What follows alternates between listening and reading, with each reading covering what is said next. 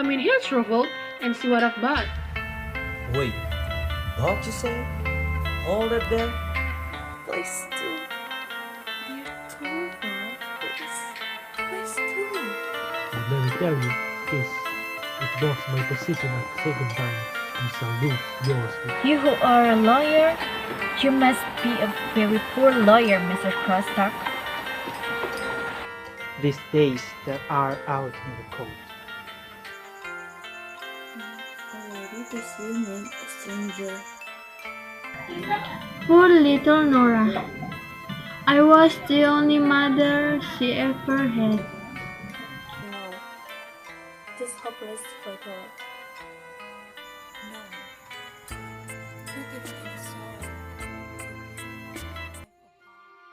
No. Come in here, Truffle, and see what I've bought. Yes, but Truffle, this year we can let ourselves go a little. This is the first Christmas that we don't need to economize. Yes, Truffle, we may be a bit more reckless now, mayn't we? Just a tiny bit. You're going to have a big salary and earns a lot and lots of money. We can borrow until then. Oh, don't say such horrid things. If that were to happen, I don't suppose I should care whether I own money or not. They? What bother about them? I should not know who they were. I can't be disturbed. Wait, dog you say? Hold it there. Has my spendthrift going out throwing money around again? You know he can't spend money recklessly. Yes, I'm getting a promotion, but it will be a whole 3 months before the salary is due. Nora, how like a woman you are. But seriously, do you know what I think about it? No debts, no borrowing. There can be no freedom or beauty but a home life that depends on borrowing and debts. We two have kept bravely on the straight road so far, and we will go on the same way for the short time longer than there need any struggle.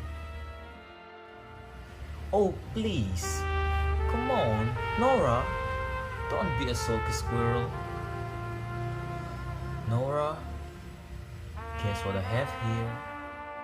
There, see? Do you think I don't know what a lot of you want for this housekeeping in Christmas time? And what is this package over there? I see. But tell me now, you little prodigal, what have you thought for yourself? Well, come on, just out with it. Seriously? What are those little birds called that always flies to their fortunes? Indeed it is. If you really were to save out the money I gave you and really buy something for yourself. But if all you bought are for the housekeeping and other unnecessary things, then I'd really have to pay up again. Don't deny it, my dear little Nora. Spendthrift are sweet, but they use up a frightful amount of money. It is difficult to see what it costs a man to feed his bird. Yes, that is the truth. Everything you can, but everything you can is not enough. You old little one, exactly the way your father was. You always find some new ways of wheling money out of me. But after you got it just melts in your hand. You even don't know what you've done with it. Still, one takes you as you are.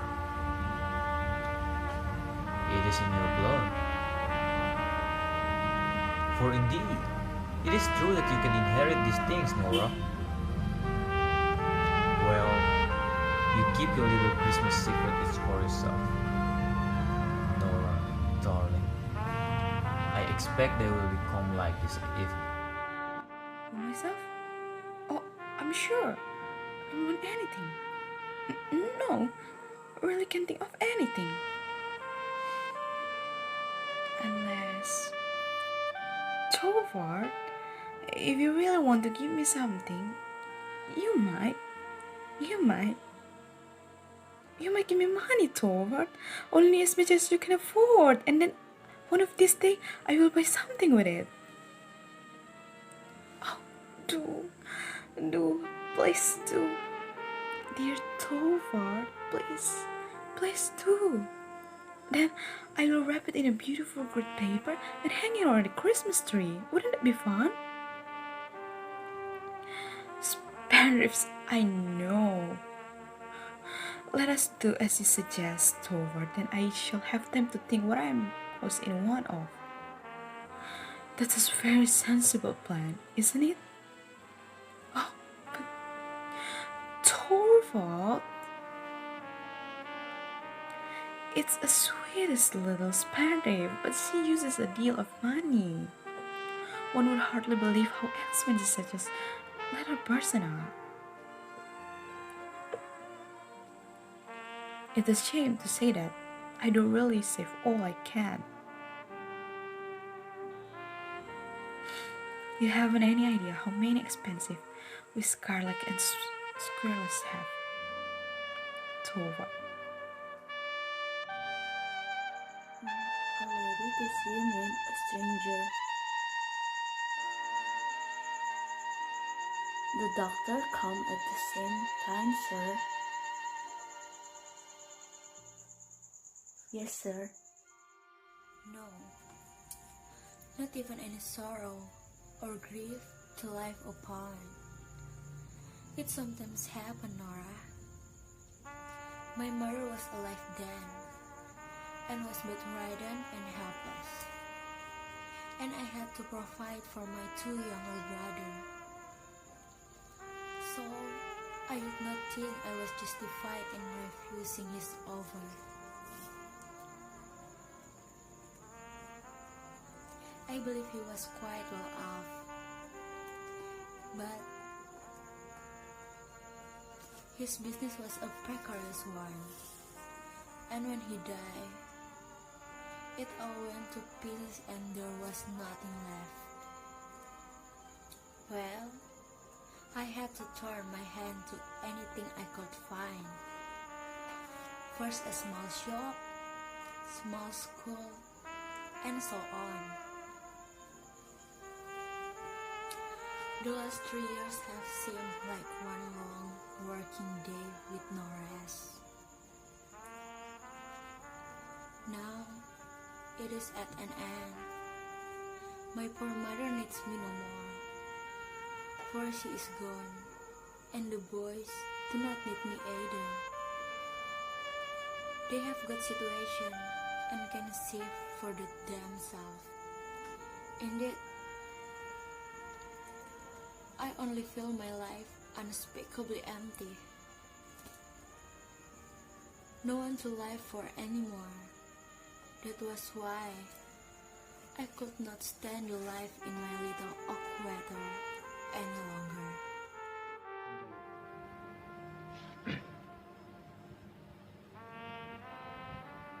Yes, he's gotten some kind of birds down there.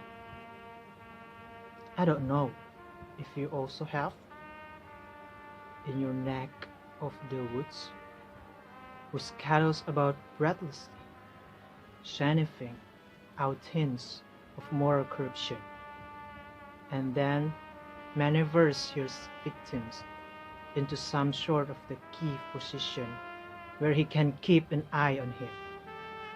It's the healthy these days that are out in the cold. When he died, it collapsed and there was nothing left. Then I just had to change the turf. First by opening a little shop and then a school. And whatever else I could think of. These last 2 years have been like one long, non-stop work day. Now it's over. My mother died and the boys have gone into business. They don't need me anymore. They can look after themselves. No, just hopeless fatal. No one to live for anymore. I promise to get you that amount. You are bored, Mrs. Seymour. Are you aware that is a dangerous confession? The law cares nothing about motives. You will be so kind to see that I'm allowed to keep my subordinate position in the bank. Listen to me, Mrs. Seymour. Either you have a very bad memory or you know very little of business. I shall be obligated to remind you of a few details. Listen to me, Mrs. Seymour. If necessary, I am prepared to fight for my small post in the bank as I were fighting for my life. Maybe, but matters of business, such business as you and have it together, do you think I don't understand that? Very well, do as you please. But let me tell you, this, if lost my position a second time, you shall lose yours. No, that was impossible. That trip was to save my husband's life. I couldn't give that up. I couldn't take that into account. I didn't trouble myself about you at all. I couldn't bear you because you put so many heartless difficulties in my way, all of you knew what a dangerous condition my husband was in. Do you ask me to believe that you were brave enough to run a race to save your wife's life? Then it must be a very foolish law. I don't believe it. Is a daughter not to be allowed to spare her dying father anxiety and care? Is a wife not to be allowed to save her husband's life? I don't know much about law, but I can certain that there must be law permitting such things as that. Have you no knowledge of such law?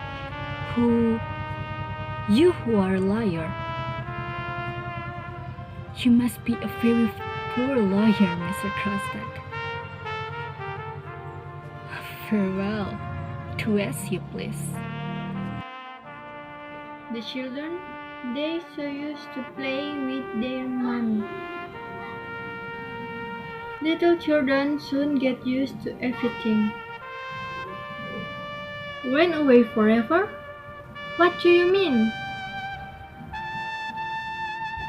But I had to. I was going to be little Nora's nanny. Where else could I have found such a good place? A poor girl got herself into trouble. She has to make the best of things. That good-for-nothing man wasn't going to do anything for me. Poor little Nora.